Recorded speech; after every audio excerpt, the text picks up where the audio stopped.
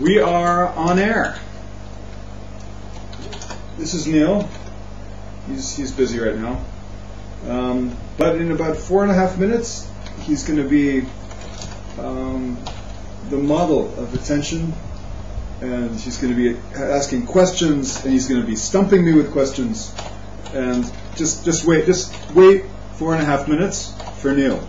Until then, I'm going to start here. In the Daf Yomi, yes, we're learning Berakhot. We're on Daf 35b. Today's Daf is 36. Is that Lamed Vav? Yeah, Lamed Vav is 36. Lamed Vav, but we're going to start on 30 where we left off. We're talking about work. Two opinions. Rabbi Yishmael is very much for work. Learn Torah and work. Work and learn Torah. Do both. You need to sleep for 7 hours a day. You have 24 minus 17 hours left in the day to work and learn Torah. And you probably need some time to eat, bathroom, brush your teeth, spend maybe a little time with your family and wife, maybe. Some more, some less. So, according to Rabbi Shimon Bar Yochai, family, wife, just for the mitzvah. Work, work. Learn Torah. Eat carobs. Just there's carob trees. Whatever. Have one guy for Israel working like Reichman. Reichman works, and everybody else study, kind of thing. Shimon Bar Yochai had a different shittai, but we have in this work-oriented world that we live in, because we're not in the Kol Haredi world. We have to try to understand the opposing views. I think we need to understand where Rabbi Shimon is coming from. That Torah makes the world go around. If it was not for my covenant, day and night, the laws of nature would not be in effect, like Isaiah said. So, let's get into the words of the Talmud. We're on, as I said, Lamed Hey, Amud Bet. I'll tell you in the Ram Shas exactly where we are if you're following along on a Ram Shas. If you're in the Steinsaltz new Koren Talmud Bavli, it's on page 241.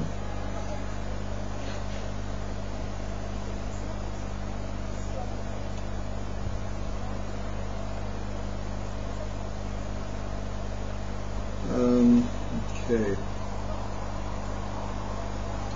I'm going to overlap from the previous shir because Neil didn't hear it, and I want Neil to be able to hear it.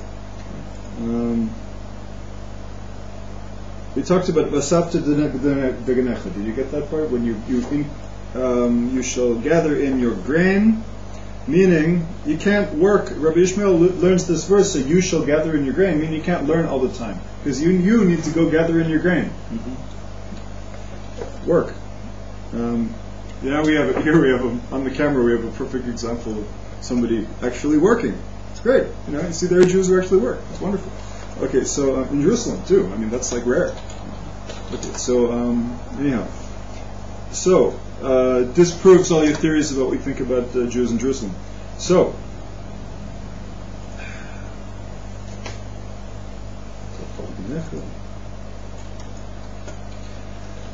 just to summarize quickly, it says another verse. One says gather in your grain. The other says that the words of the Torah should never depart from your mouths. Lo yomush sefer haTorah ze mipicha. It says in Joshua. The yamush is shall depart. This sefer Torah should never depart from your mouths. If you take it literally, if you are a fundamentalist, if you read the Bible fundamentally, literally. And it says you're always talking Torah, but you can't always talk Torah, right? You gotta. So, what is it? You're either always talking Torah, then when are you gonna gather in your grain? It says, make times for both. Rabbi Shimon Bar Yochai says, if you're plowing in the plowing season and threshing in the threshing season and winnowing in the winnowing season and whatever, there's no end to the work that needs to be done, right? A person could, these type A's, with their 3 martini lunches, and they're in the hotel, and they're the business meetings, and the Japanese businessmen, they get up at 6 in the morning and they're working, but then in the evening, they're in the bar, tossing back the sakis with the guys, whatever, and then they go back to the office and work some more. go to bed at 1 in the morning. It can be an all-consuming thing, because there's it's like, wow, there's a point to it. We're making money, we're bettering society perhaps, and it says a person can get so caught up in it. It's like a Jew could get so caught up in it and say, what about learning? That's why we have shul. That's why we say when we go to the world to come, they're going to ask us questions. One of us, did you fix times to learn Torah? It doesn't say, did you learn Torah all the time? It says, did you fix the time? Did you have your daily shir, your weekly Torah study, your monthly, even whatever? The Midrash says that if somebody so much as puts on tefillin, it's as if he'd studied Torah night and day. That's another thing. So to sum up the dispute, Amar Abaya, many have done like Rabbi Yishmael and have been successful. Meaning many have had their time to work and their time to study Torah, and it's worked out well. And many have tried to do like Rabbi Shimon Bar Yochai, meaning just learning all the time, and it has not turned out well. And as I mentioned before, a person in such a situation would be poor, and it's difficult to be poor. If somebody's just learning all the time, they'd have to rely on others. Let's say they have a wife and kid, then they could start. Rabbeinu Yonah, when he's reading the Pirkei Avot, in his reading of the Pirkei Avot, says a person could, a Torah student, somebody who's dedicating all his time to Torah, who has no money, runs a real risk of becoming corrupt. And because he's relying on other people for his living, and then eventually he's wheeling and dealing, and then he's doing funny deals, and it could be a corrupt Torah scholar, God forbid. So that justifies Abaya's support for Rabbi Yishmael's opinion. Amar lahu Rava l'Rabbanan b'matuta. Rava said, please. You want to know how to say please in Aramaic? Repeat after me, Neil. B'matuta. B'matuta. B'matuta. B'matuta minaychu. One more time. B'matuta minaychu. That's please from you, plural. I implore you. It's a very beautiful way to say please. So, b'matuta minaychu, please, said Rava to the sages. V'yome Nisan v'yome Tishrei lo techazu kamai. Please, he says to the sages, in the days of Nisan and Tishrei, don't be seen before me. Ki heche delod titardu b'mizonaychu kula shat. So that you will not be preoccupied with your sustenance all year. What does he mean? I read this today, and I had another I had the wrong understanding. Now I'm reading it in the English. I have the right understanding. What do you think it means? Rava said, I don't want to see you sages in front of me during Nisan and Tishri, so you won't be preoccupied with your sustenance all year. What could that mean? It's a riddle. Yeah. Don't get it? I'll say. Okay. What I thought was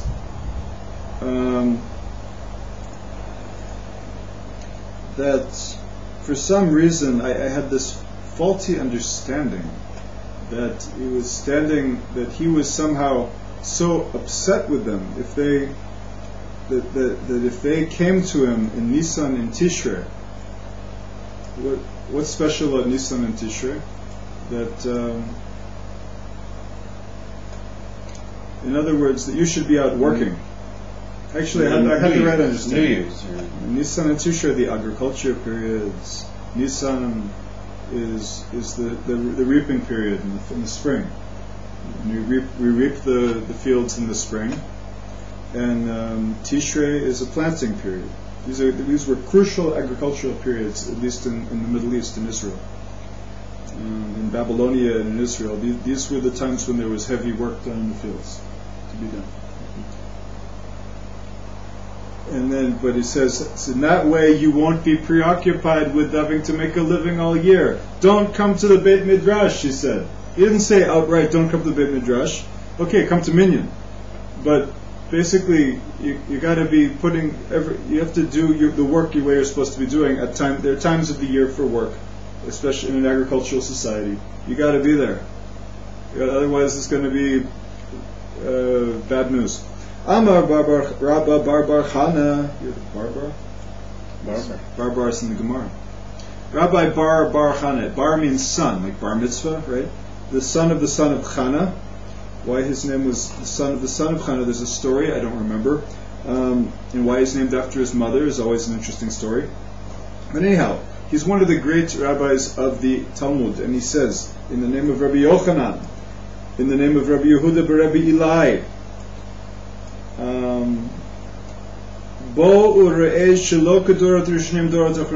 the early generations, they're not like the later generations. The early generations, the early generations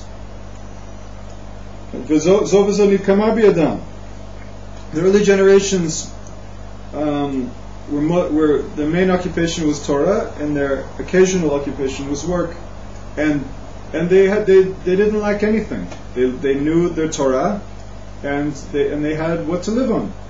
It worked out for them. Dorot Achronim, but the later generations. You remember, bear in mind, he lived in about the year 300 or 400 of the Common Era. He's talking about early and later generations before him, obviously. He says, but the more recent generations, maybe perhaps from the destruction of the temple onward, roughly, they Dorot Achronim she'asu melachtan keva v'Torah Tanorai. But the later generations, their main occupation was work, and their Torah was occasional. Zo v'zo lo nitkaima biyada. They neither their Torah study or their business life were successful. So Rabbi Bar Chana and Rabbi Yochanan and Rabbi Yehuda Bar Eli, they're on the side of Rabbi Ishmael or the side of Rabbi Shimon Bar Yochai.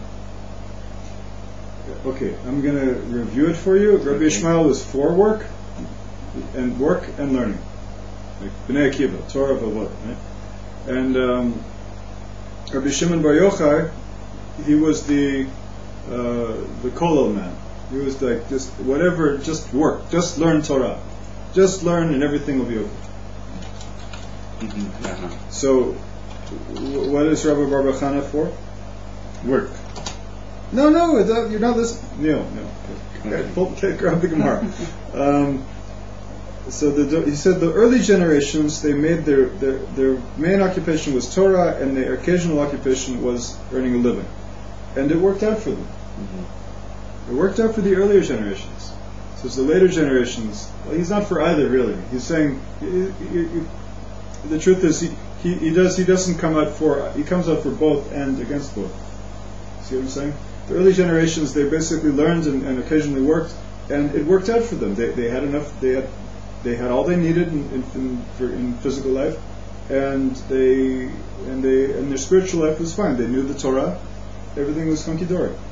And later generations, their main occupation was earning a living, and their occasional occupation was Torah. Yeah. And they were neither successful in earning a living or in studying Torah. So you could say it's certainly for the later generations. So clearly he seems to be coming out on the side of Shimon Bar Yochai. It sounds more like. Amar Bar Chana. Let me get your. Okay, well, fine. A few more minutes. It's interesting. What? Right. Amar Bar Chana. Amar Bar Yochanan. You're listening to this. I'm doing seating for the high holidays. I'm not seating for the. Okay, yeah. He's taking care of Tzarech Tzibur Be'emunah. That's right. Okay. This is also work.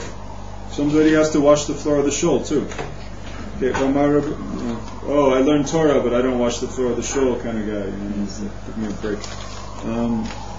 Nachman Kahana, he's a great rabbi in the Old City. Right. He, one of his followers was once praising him about how they saw him washing the floor of the shul.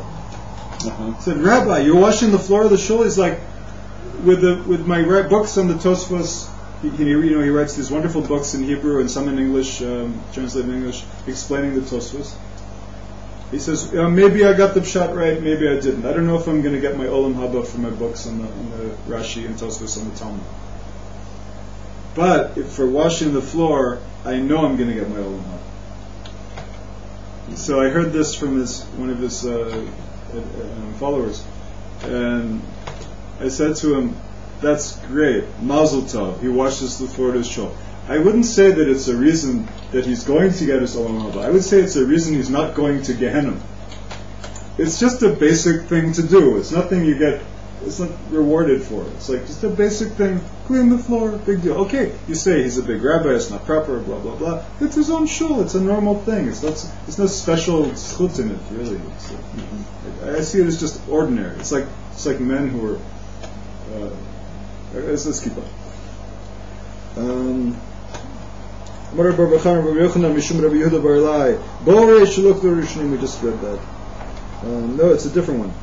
The early generations were not like the later generations. Dorot Rishonim hayu machnisin peroteim derech traximon kedei lechayvan b'maser. Dorot achronim machnisin peroteim derech agot, derech hatzarot, derech karpefot kedei lefatran min ha'maser.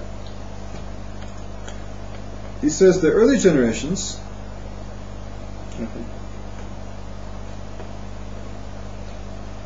would bring their produce from the fields in through the main door into their house, into their dwelling.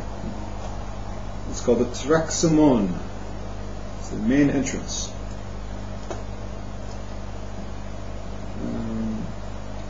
And that way, if they were required to tithe their produce, if you bring it in through the front door of your house,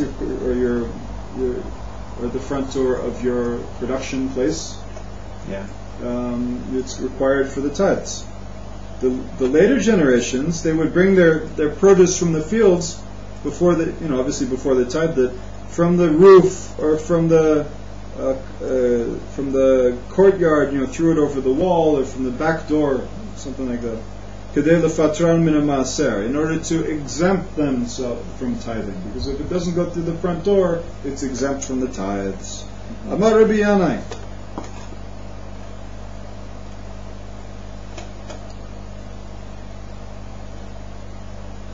Amar Rabbi Yanai.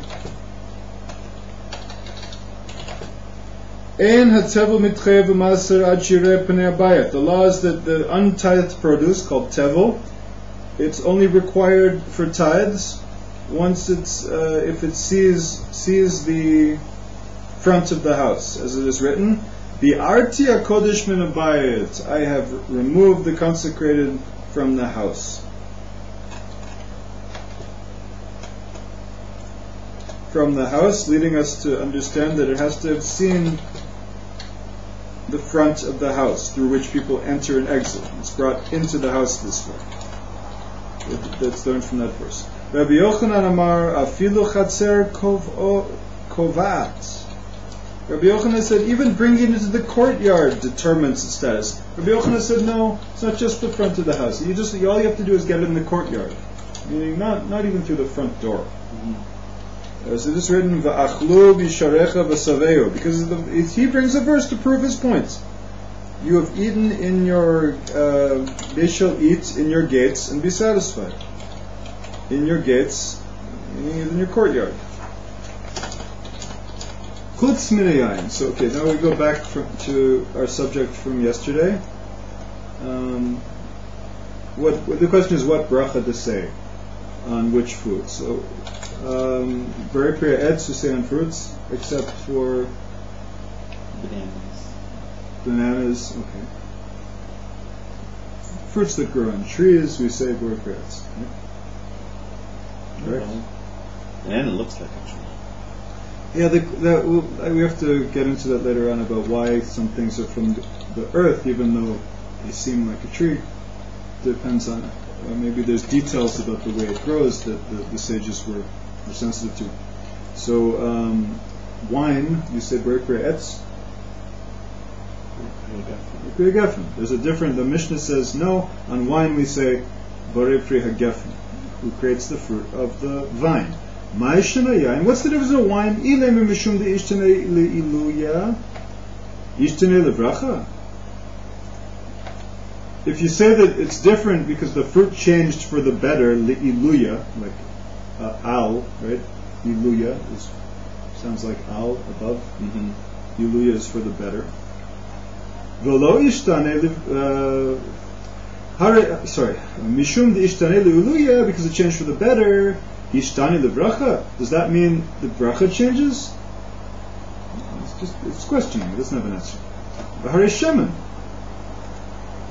What about oil? Ishtane li'iluya v'lo ishtane livracha. That doesn't make sense because of oil. Oil. I guess what if it?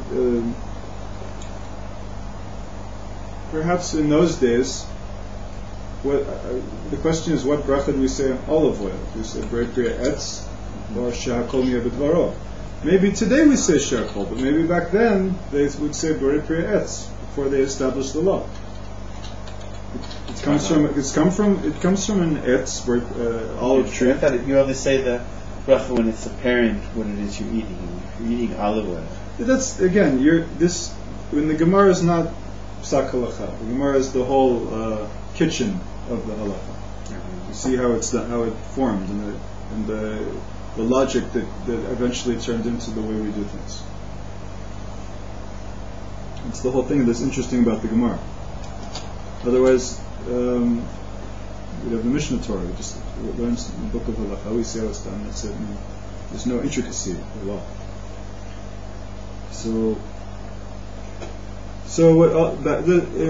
If you say that olive, even though it's not psak halacha, but olive oil, one who drinks plain olive oil doesn't recite any blessing, as it's harmful. That's the law here. That's the halacha l'maaseh. It's considered harmful. So that's what it says in the Rambam, Sefer Ahava. If he eats it with bread, he doesn't recite a blessing because the blessing of the bread is enough. If he drank the olive oil mixed with beet juice, anigron, for medical purposes, because he has a sore throat, then the oil is primary and he recites because he will create the fruit of the tree, because he gets some benefit from it, I suppose. Again, we said on pills we don't say a bracha. So here, if the anigron, we'll get into that later. You see, this Gemara suggests that he does say a bracha because he does get benefit from it. But halacha l'maaseh, again, you don't say bracha over medicines. You can say in your ratzon, may it be your will, God, that this medicine should work. Amen. Whatever. But a standard bracha you don't say over pills or medicines. If he's not drinking the oil for medical purposes, but he actually enjoys drinking oil, or the anigron, that's a beet juice and oil mixed together, that although it's also used for a sore throat, he happens to enjoy it, then he says Shehakol Miya B'Dvaro, and that exempts the olive oil in the beet juice. Why? If you're saying it for a bracha, for a health, then you say Shehakol. If the oil, according to the halacha, is written here in Shulchan Aruch Orach Chaim 202. Reish Bet in the Shulchan Aruch.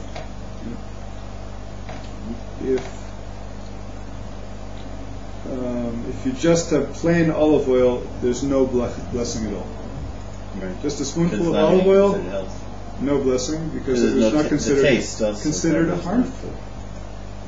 Now we know there are certain actually times when it's good to have pure olive oil. Yeah. After certain foods. So it's not so simple. The Arabs drink a cup of olive oil. Arabs like to drink, there's a custom among the Arabs. And clearly you see it's harmful. I don't see it. Anyhow, it's an Arab custom. And sometimes it's good to drink olive oil. But according to Shulchan Aruch, you don't say blessing over it. And he lived in Israel, so he knew the Arabs. Anyhow, mixed with beet juice for medicinal purposes, Borei Priya Etz, because the main thing is the oil. If it's not for medicinal purpose, for enjoyment, then it's Shehakol. Like when you drink apple juice, you don't say Borei Priya Etz. No, you say Shehakol. That's right. So why would you say Berkya Etz? I'm sorry, I really don't know. It's just what it says Okay, here. fine. I'm just asking. I'd like to know. Amr. So again, we're back to the Gemara. Chutz min hayayin, what's the difference about wine? It changed from grapes into wine, so maybe big deal. Grapes, wine. Just say Berkya Etz. No, but it changed for the better. It's just because it changed for the better, you changed the bracha. What about oil? Oil changed for the better too. It was etz, and then it turned into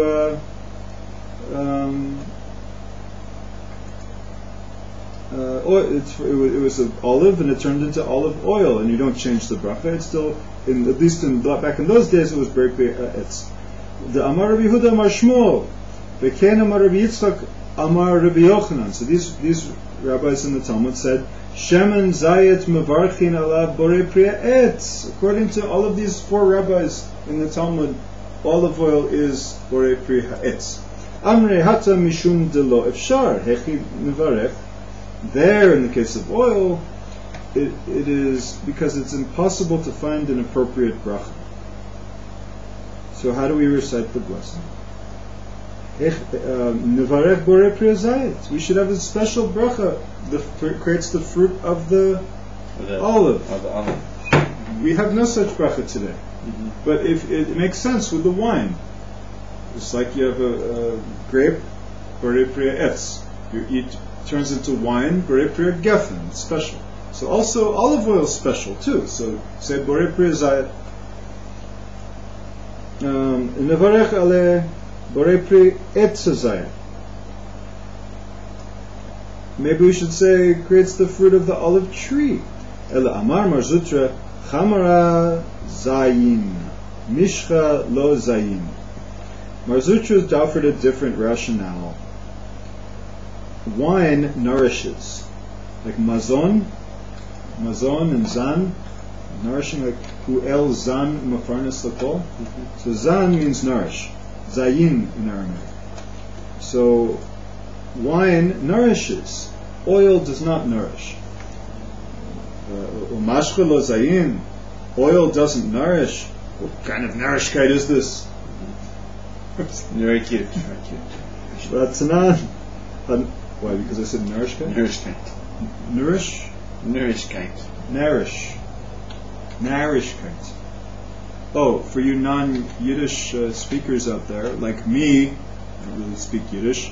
It's just a few words, wortlich. Nourishkeit means nonsense. Okay, umishka lo zayin, this wine, oil, it doesn't sustain a person. Ratnan, hanoder min hamazon mutar b'mayim hamelach. We have a Mishnah to tell us that it does. Of course, we know everything from the Mishnah, right? There's the world of Torah and there's the world of science. So in the world of Torah, we look to the sources to see what nourishes and what doesn't. But I would consult with a doctor too, and for modern medicine to make sure nothing's changed in the past 2,000 years. Okay, so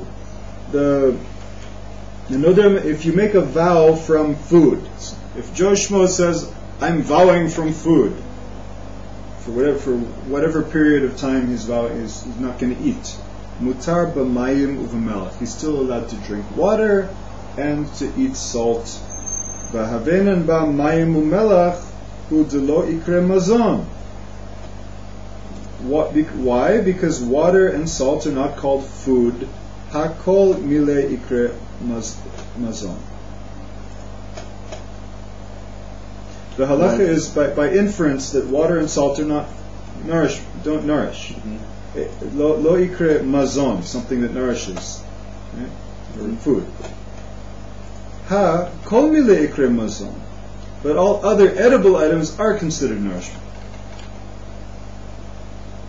So nema tevet yufta de Rav Shmuel. That should be a conclusive refutation of Rav and Shmuel. Why is that? Because Rav and Shmuel said.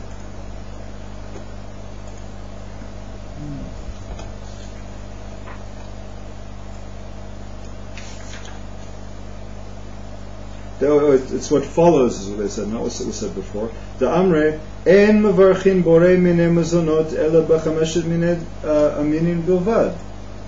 So wait a second. Again, to go back, it's okay. The only things mentioned in the Mishnah that don't nourish are what? Salt and water.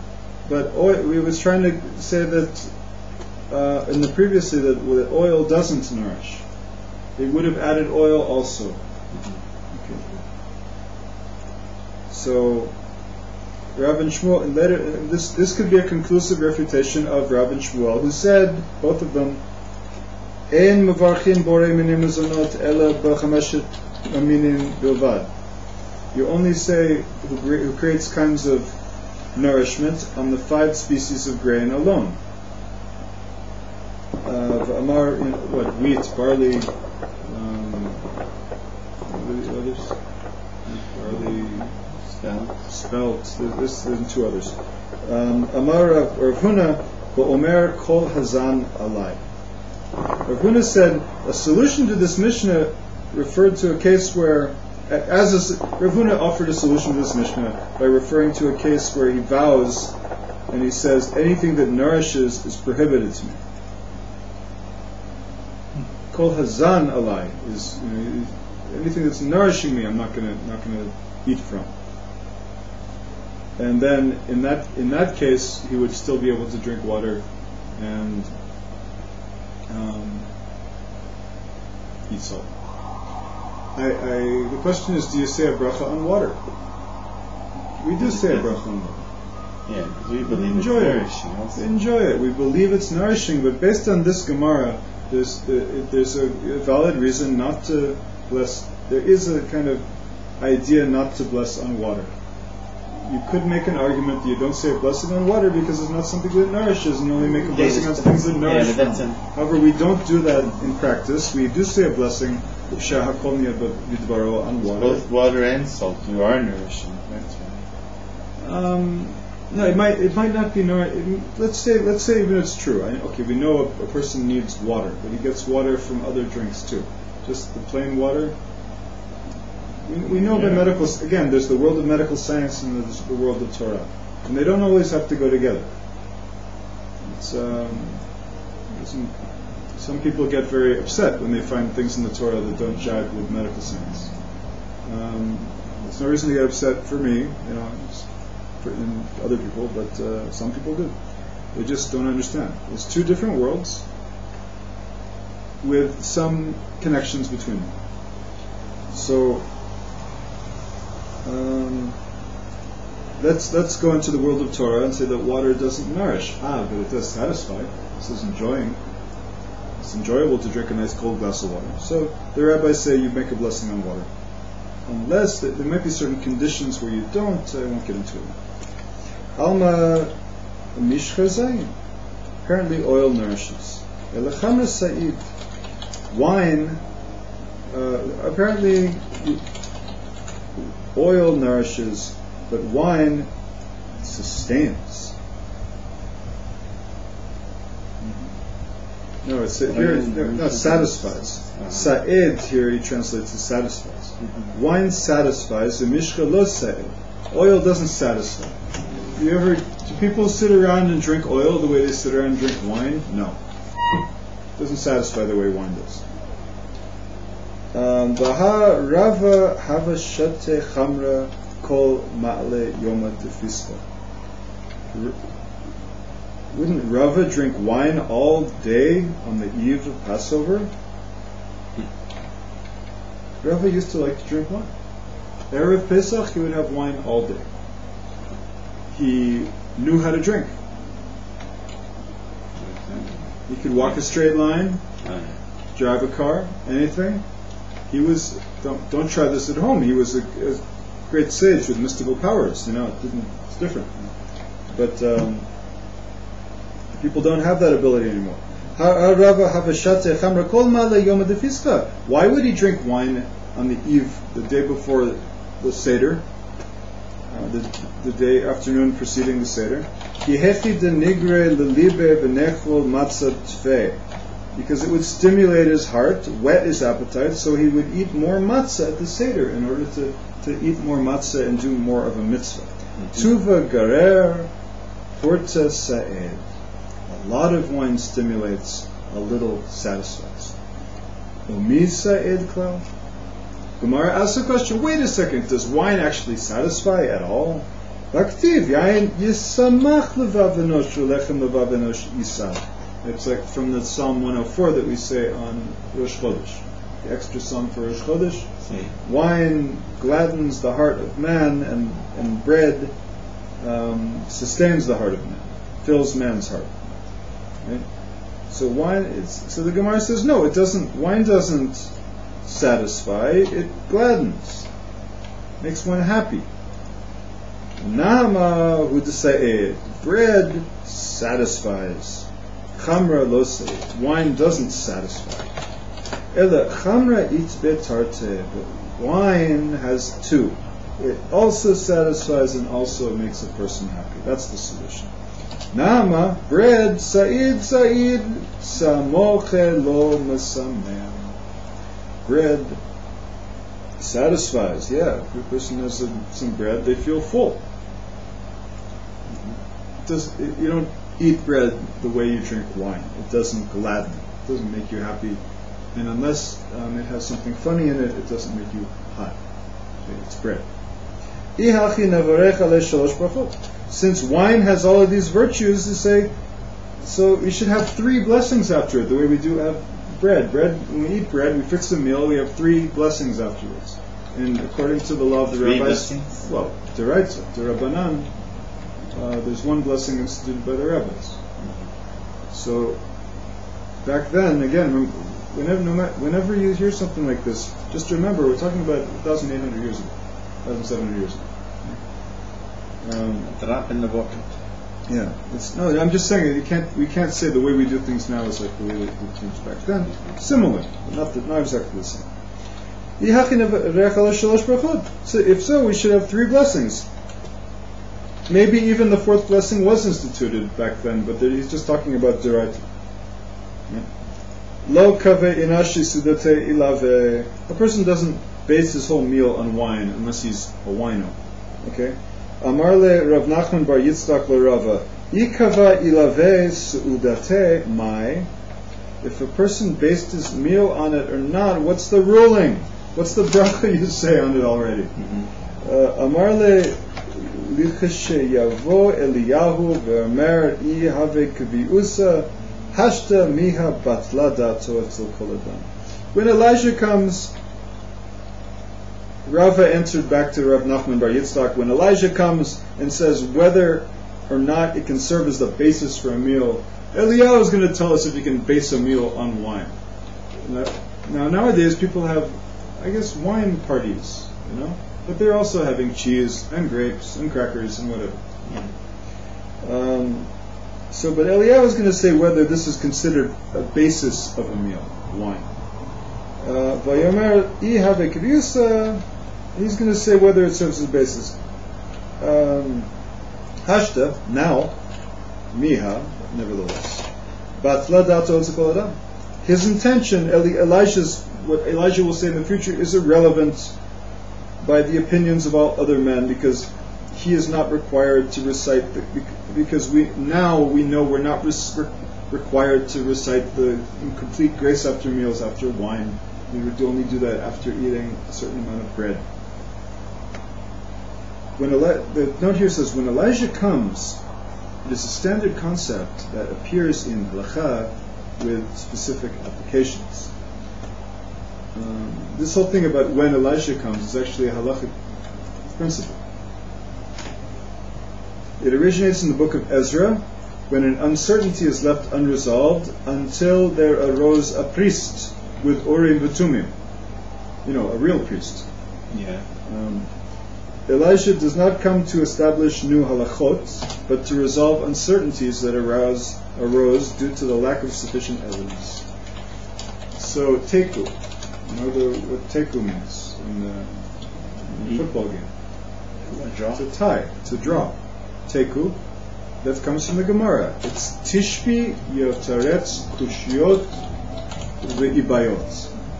Tishbi, meaning Elijah the Tishbi, Yavo will come, Taf Yud, V'Teretz, Kushiot is kuf is difficulties, ibayot, and unresolved dilemmas.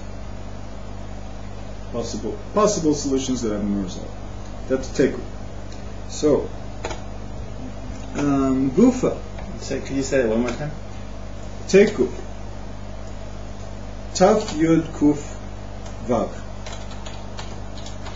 Tishbi yavo. Sorry. Tishbi yitaretz kushyot v'ibayot. The Tishbi will come. What's that Tishbi, the wine? Tishbi is Elijah of the from. He's called Tishbi. Eliyahu Navi, Eliyahu Tishbi. Ah, no. Right? Where's Tishbi is, it's maybe a place name. Yeah, for sure. Maybe where Elijah came from. Tishbi Yitaretz, he will resolve Kushiyot, difficulties, V'ibayot, and sayings that haven't been established. Got it? One more time? Let's try it one last time. Teku means a draw. Yes. It actually comes from the Gemara. When there's a sugya, there's a passage in the Gemara where they've been arguing and they do not come to a conclusion at the end of the sugya. Okay? Tishbi, tough. Yitaretz will resolve. That's yud. Kushiyot, difficulties. Kuf. V'ibayot. And ibaya is like, if you want, say it this way, but we're not sure what the result is. Right? You can write it down later. Okay. Tishbi. Gufa Amar Rabbi Yehuda Amar Shmuel V'ken Amar Rabbi Yitzchak Amar Rabbi Yochanan Shemen Zayid Mevrachin El Borei Pri Etz Yechidame with Shemen Zayid olive oil. You say, blessed is the fruit of the tree. Echidami. How is that so? What are the circumstances? Ilema dekashate le mishte. You say he drank it plain. Ozuke mazikle. What's mazik mean? Damage. Yeah. Azuke mazikle. It would certainly damage him. The Tanya, if someone drinks plain olive oil, the Gemara says it doesn't damage. The Tanya Hashot Shaman Shel Truma, Mashalem L'Keren Ve'en Mashalem L'Chomesh. Somebody who drinks Truma olive oil, right? Olive oil that was supposed to be given as a tithe, right? Mashalem et a Keren Ve'en Mashalem et a Chomesh. He shouldn't. It's not his to drink. It goes to the Kohanim, right? Or as he likes to say in this edition, the priests. Goes to the priests. If he drinks truma wine, oil, and then he has to pay a fine. The principal, the enu mishlemet chomesh, but he only has to pay the principal, meaning the amount of what he drank, the value of it, but not a fifth of the added value as a fine. Right? The typical penalty for unintentional. This is also not intentionally drinking truma. He had olive oil, and he drank it, and the priest runs in and says, "That's in my olive oil. What are you drinking my olive oil for?" Okay.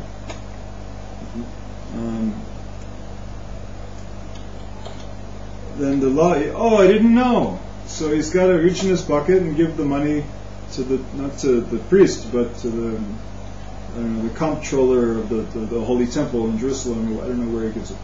But he has to pay for somebody, the rightful address, for the amount of the truma that he ate. However, he does not have to add, normally, when you unintentionally use consecrated property, you have to add a fifth as a penalty of the cost, right? From deriving benefit from it. Sorry. Why? Because in the case of an individual, is considered to have only damaged concentrated property without deriving benefit from it.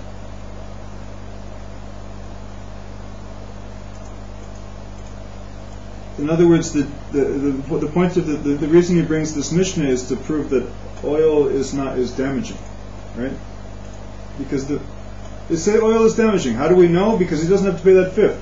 Because he didn't get any benefit from it. Why didn't he get any benefit from drinking the wine? Because the oil? Because the oil was not something that benefits him, it damages him. Make sense? Okay. But the Mishnah continues. Asach shemen shel truma, but if he anoints himself with truma, olive oil or oil, mishalem et Koren u'mishalem et chomesh, he has to pay also for the principal amount of the oil he used, and also a fifth as a fine because he did benefit from it when he anointed himself. Sorry, hektish. Yeah, these are all laws of hektish.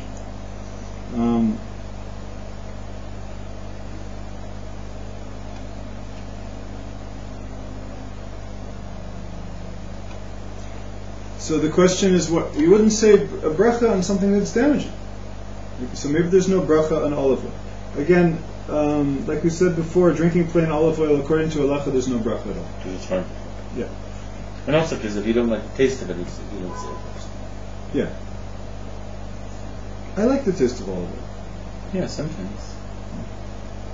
A little bit. Yeah.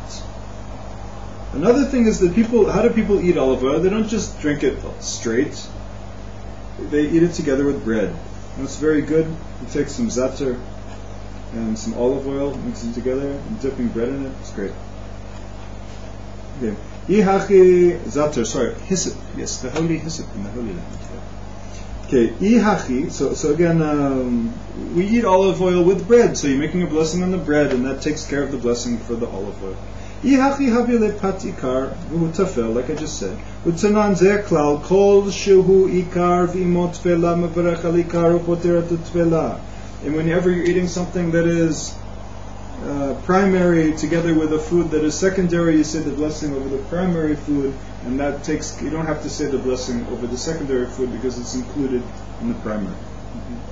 Ela dekashatele al didei anigron. But what if he's drinking the olive oil by a nigron that we were talking about earlier?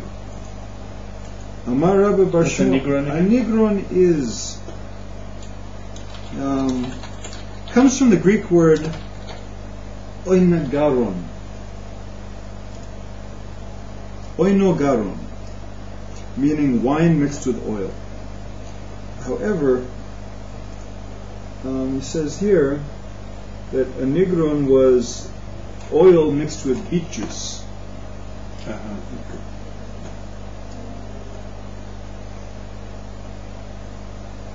Yeah, and the halacha also refers to oil mixed with borscht, beet juice.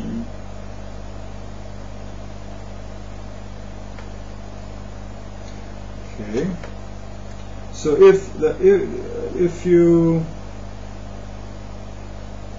in this case, it's talking about a nigron. What bracha do you say if it's oil and beet juice mixed together? Amar Rabbi Bar Shmuel, anigron maya de silka, an sigron maya de chule shlaki. Saying, no, he straightens it out. Rabbi Bar Shmuel says, a nigron, it's water in which a beet was boiled. An sigron is something else. He says, you don't want to mix the two up here. An sigron, perhaps the proper reading is ach sigron, coming from the Greek word oxagaron. Sounds like a medicine. Oxygaron. Take the pimples off the inside of the throat. Oxugaron in Greek means wine vinegar in which small fish and various food items were mixed. That's what it was in Greek. Fish, say it again? Look, here it's talking about the water in which all boiled vegetables were boiled. Any broth of a vegetable soup is called in the Gemara ansigron, or perhaps it should be achsigron, because it comes from the Greek word oxagaron. So the girsa that we have here might not be the right version, according to Rabbi Steinsaltz. So anyhow, the point is, what bracha are we going to say if the two things are mixed together? You say the bracha on the primary thing and not on the secondary. and a nigron if it's wine and beet juice. Again, we're going to repeat the halacha one more time, and then we're going to stop for now. Keep going. For this recording, at least. Oh. I have to get to the pharmacy too, of course, as well. Oh. So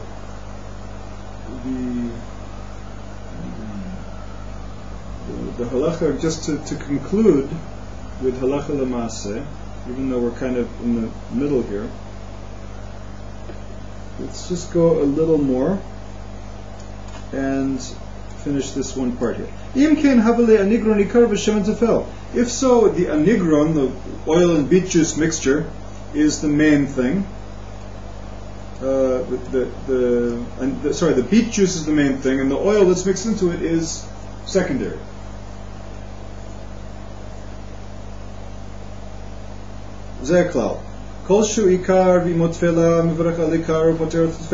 Because anything, you have a primary food and a secondary food, you bless in the primary food, and the secondary food is included. It doesn't. You don't have to say the blessing in the secondary, just in the primary. What are we talking about? Can you use it a bracha b'tala? Yeah, it is. Yeah. It's your patur. Well, patur. It says patur. I don't know if it's a bracha b'tala. All I know is that it says here poter, ufoter. He doesn't have to. He exempts it. Whether it's a bracha b'tala, I have to check. What are we dealing with? Oh, we're talking about drinking a nigron for medical purposes. A nigron, because it's written, if somebody has a sore throat, he shouldn't ab initio at the outset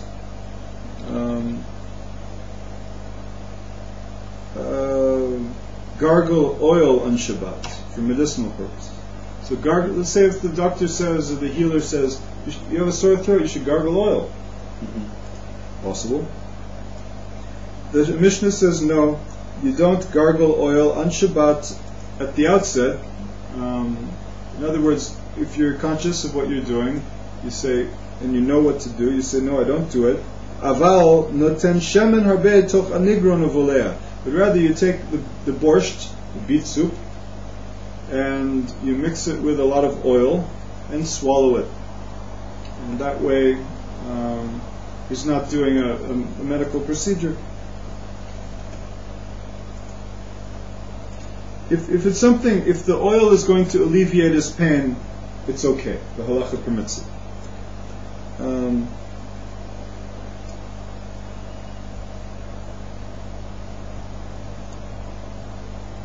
If somebody has a sore throat and if he can avoid it, he shouldn't do it. Mixing even mixed with beet juice in the halacha. Even mixing oil and beet juice, if you just to put it in your mouth as a healing, it says you shouldn't do it on Shabbat. However, if he's in pain and it's the only thing that's going to alleviate his pain, then he can do it. If it's not such a big deal that he can get by without it, he shouldn't do it. But if he's in pain and he needs to do it, it's okay. Mm-hmm. That's if you weren't allowed to take stuff to alleviate. We just looked it up actually, last Shabbat or so. Pain? You like if it's really incapacitating, you can take it. The way I learned, if it's incapacitating, sure. The way I learned it, if somebody has a headache so much they say I need to lie down, then they can take a. Oh really? Okay. If anyone has pain that's enough that they say I gotta lie down, I need to relax, I can't stand up, I can't sit at the table, take a pill, it's mutar. If they can do without it and say, I can sit here, I don't really need it, and they don't, and it's us.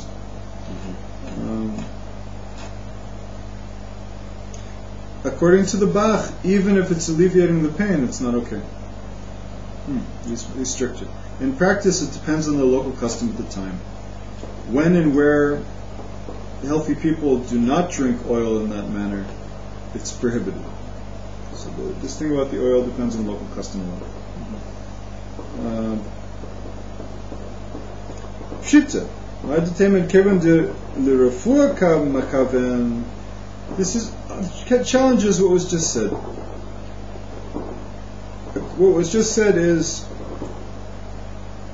if he has a sore throat, take the beet juice, the inigron, mix a lot of oil in it, and swallow it.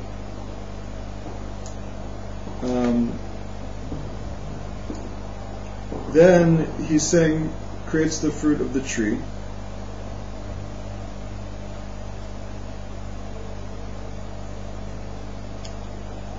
Because he's, in other words, if it's just the oil, what bracha, does he say a bracha or not? It's not clear. Yeah. But if he has the beet juice, he's enjoying the beet juice, he can say shehakol.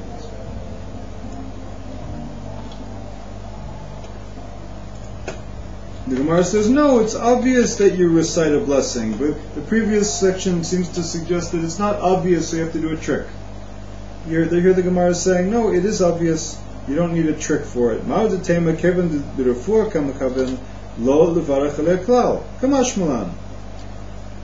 might think, just if he intends to use it for medicinal purposes, he shouldn't say a bracha at all. Because a person doesn't say a bracha before taking medicine. Therefore, it teaches Kamashbulan kevan diit le hanaamine by baroche. If the enjoyment of the beet juice necessitates a blessing.